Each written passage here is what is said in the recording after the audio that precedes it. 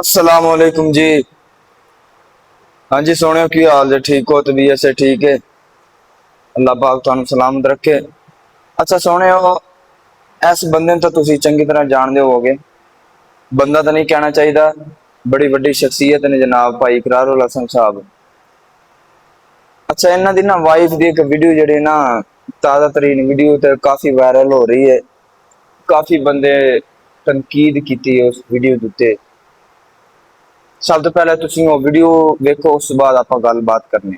CML से उनका मुझे फ़ोन आया था कल और उन्होंने मुझे कहा है कि आपने लाजमी आना है आज की राइड पे, जो साइकिलिंग की हम लोग लिबर्टी से शुरू करेंगे और फैसल टाउन जाना है। तो मैंने कहा ओके, तो आज हम आपको एक्टिविटी दिखाएंगे साइकिलिंग की। लो जी सोने वीडियो तुसी देखिए। इस वीडियो ਨੂੰ ਵੇਖ ਕੇ काफी सारियां गल्लां, काफी सारे सवालात मेरे दिल च भी आ रहे हैं, ਤੁਹਾਡੇ दिल च भी आ रहे होंगे। कई आंदे होने भी लो जी इस वीडियो ਦੀ कोई गल हैगी है, ਉਹ ਵਿਚਾਰੀ ਕੰਗੀ करी ਜਾਂਦੀ है। ਇਹ ਉਹ ਉਹਨਾਂ ਲੋਕਾਂ ਨੇ ਗੱਲ ਲੱਗਣੀ ਜਿਹੜੇ ਬੇਸ਼ਰਮ ਆਦਮੀ ਹੋਣਗੇ, ਇੱਜ਼ਤ ਨਾਂ ਦੀ ਜਿਨ੍ਹਾਂ ਦੇ ਵਿੱਚ ਕੋਈ ਸ਼ੈ ਨਹੀਂ ਹੈਗੀ। लेकिन एक इज्जतदार बंदा होएगा ना, वो बंदा वेख जाता, नुकता कढ़ जाता बंदा भी है की होण दिया ते की नहीं होण दिया। अच्छा हुण मैं तुहानूं जरा इहदा बैकग्राउंड दसां भी तनकीद किहड़ी गल ते होंदी। तनकीद भाजी इस गल ते हो रही भी लो जी होनी भी चाहिए है यार, ये नहीं भी होनी नहीं चाहिए सी, होनी चाहिए।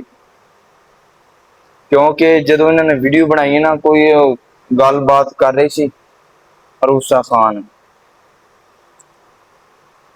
ये जनाब वो कैमरा जनाब जरा ना सीधा छाती तो शुरू किया है, बाकी सारा जिसम जरा ना वो थले ते बिल्कुल उत्ते ना कैमरा करके सिर्फ छाती ते किया है।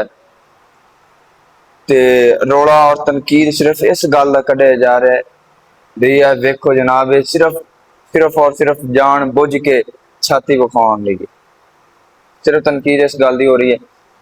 हो सकता है उस औरत अरूसा खान के दिन च गल भी ना हो, सवाल की गल है ना, अपने दिन की गल है। लेकिन प्यारे भाई जान जो बंदा सोशल मीडिया से होंगे ना, उदो हर बंदे ने वीडियो देखनी होंगी, उस बाद अपनी राय का इजहार, तनकीद का इजहार उन्होंने जरूर करना होंगे। बिल फर्ज कदी कदी इस तरह का भी हिसाब हो जाता है कि बंदा कोई काम कर रहा होंगे लेकिन वो ज़हन च भी नहीं होंगे कि यार इस काम का इतना बड़ा इशू बन जाना। समझ आई ना? मैं इकरारुल हसन साहब तो हट के गल कर रहा कि कदी कदी इस तरह होंगे है कि जनाब बंदा कोई वीडियो बना रहा है, कोई काम कर रहा है, लेकिन वो वीडियो इतनी वायरल हो जाती बंदे का वहमो गुमान नहीं होता। सोशल मीडिया प्लेटफॉर्म इतने भाईजान हर बंदे ने वीडियो देखनी है, वो फिर अपनी जनाब राय का इजहार करना है। किसी ने वीडियो चंगी लग गई, किसी ने कुछ कहना है। ये तो पाकिस्तानी अवाम माशाल्लाह पहले अगे जनाब कमेंटा है अपनी राय का इजहार देने वास्ते बैठे होंगे। वो कभी जी कई वीडियो के थले उन्होंने कमेंट दिते ने, मैं ट्रक सिर्फ कमेंट पढ़ने वास्ते की, कोई आते ने जनाब मैं लैके गलती की। पाकिस्तान ने तो फिर क्या बात है यार। अच्छा यार गल जी ना इकरारुल हसन साहब जो इज्जत गल आया ना, उदो फिर देखनी चाहिए कि यार क्यों इतना पूरा मुल्क और पूरा पंजाब पिटन दिया है, तो क्यों तनकीद होती, कोई गल देखनी चाहिए। हाँ गल ये है जनाब इकरारुल हसन साहब, तुसी सरेआम दी टीम च काम किया है तो माशाअल्लाह यकीन करो प्रोग्राम असी वेखे ने तो दिल खुश होंदा रहा। बाकी भावें इकरारुल हसन साहब ने एक गल की सी इंटरव्यू देंदियां, अल्लाह पाक ने उस बंदे नूं दिल ते जिगरा पता नहीं किड्डा वड्डा दिता है यार, दिल दिमाग ते किड्डा वड्डा उस बंदे दे विच जनाब हौसला है कि वो इतनियां इतनियां खतरनाक वीडियो बनाता रहा, करता रहा है। आम लोगों के ज़हन च गल होंदी है कि यार इवें किवें कर लैंदा यार, कितनी इस बंदे ने मेहनत की है।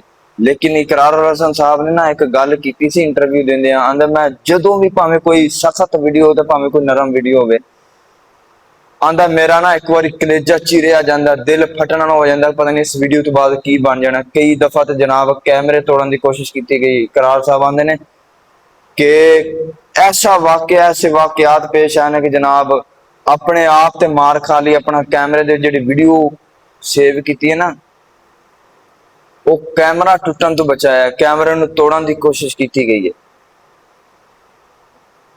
इकरार साहब नूं सलूट है। लेकिन इकरार साहब वो अल्लाह दे नबी दा फरमान है कि सब तो पहला तुसीं अपने घर की खबर लवो, तबलीग अपने घर तो शुरू करो। कोई भी नेकी दा काम है वो अपने घर तो शुरू करो। अल्लाह ने कुरान च अपने नबी नूं फरमा दिता ते फरमाया सुनिया अपने मुआशरे नूं, अपने पहले कौम नूं ठीक कर, उस तो बाद लोकां वल तबलीग करन वास्ते तू जाना। ते इह ते सदका जारिया वाली वीडियो ने जिहड़ियां इकरार साहब ने कीती हुई ने, असीं दुआ करने जी अल्लाह पाक सदका जारिया बनावे इन्हां वीडियोज़ जिहड़ियां इकरार साहब ने कीतियां ने। लेकिन वही गल आ जाके आउंदी कि अपने घर का पता नहीं इकरार साहब ने किया।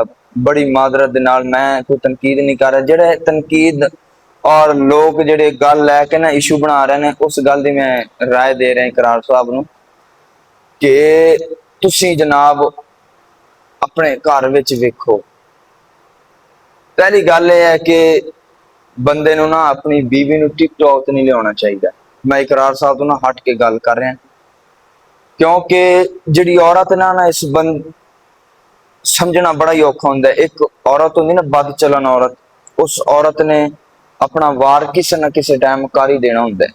भावें बंदा जितना मर्जी पाबंदी ला लो, जो मर्जी कर लवे, ते दूसरी उन्हें एक सोशल मीडिया ते आने की इजाजत मिल गई तो जनाब फिर जो मर्जी की जाए। एक औरत होंदी इज्जतदार, बंदा ओनू भावें जनाब उन्हें तो कोई पैरा देवे ना देवे, कोई गलबात करे ना करे, वो अपनी इज्जत की आप मुहाफज होंदी, अपनी इज्जत आप जनाब हिफाजत करती है। लेकिन एक बद चलन औरत जी होंगी ना जनाब, बद चलन औरत, बद जनाब सीरत, उस औरत ने हर वक्त मौका लभना है अपनी वो बगैरती खिलारन वास्ते। मैं इकरार साहब नहीं गल कर रहा, मैं उन्होंने तो हट के गल कर रहा, सारे गल कर रहे हैं। उस औरत ने अपना मौका जरूर लभना है वो बगैरती करने वास्ते। अल्लाह के नबी का फरमान इन्हां ही औरतों वास्ते ये शायद अल्लाह के नबी ने फरमाया कि औरत नूं ढिल दे के फिर स्वाद लै लवो। हाँ जी, स्वाद लै लवो, ढिल दो पहले तो फिर उस बाद मजा चख लो भी तुहाडे नाल करदी की है। तुहानूं बद सीरत और बद चलन औरत बर्बाद करके रख छड़ेगी। ये गल मेरी लिख लो। कई ऐसे हसदे वसदे चेहरे जिन्होंने इन्हां बद सीरत औरतों ने और बद चलन औरतों ने बर्बाद कर दिता है। डॉक्टर आमन लियाकत साहब ने देख लो, अल्लाह पाक उन्होंने मगफरत करे। ते इस तरह पता नहीं कितने वाकयात तेरे मुल्क पाकिस्तान के अंदर पाए जाते हैं, समझ आई। इस वास्ते करारुल हसन साहब लोगों ने हुण गल कर दी है, इशू बन गया है, ते हुण भी तुहाडे कोल वक्त है अपने घर की जदों इज्जत ते हरफ आवे ना उस टाइम फिर वेखना चाहिए है। यार गल ये नहीं आखना कि मैं उच्चा बंदा ते मैं लोगों बात फड़न जोगा नहीं यार, ये फिर लोगों को फड़ना है तो फिर अपने घर की खबर नहीं लैनी, फिर वो तो फिर कोई फायदा ना होया। जी 8-10 साल की मेहनत है जी, वीडियो इतने जनाब मुश्किलात दे नाल बनाइयां, उन्होंने कोई फायदा ना होया जो अपने घर की खबर ना दी। इस वास्ते किवें शेर बनया कि खैर चलो छड्डो, इस टाइम मेरे ज़हन च नहीं आ रहा। बहरहाल मैं इकरार साहब अगे ना अपील करांगा कि यार इशू बन गए ते इस वास्ते तुसी जितने जिगरे वाले बंदे उस तो वध के मैं समझना कि तुसी इज्जतदार बंदे हो, ठीक है ना।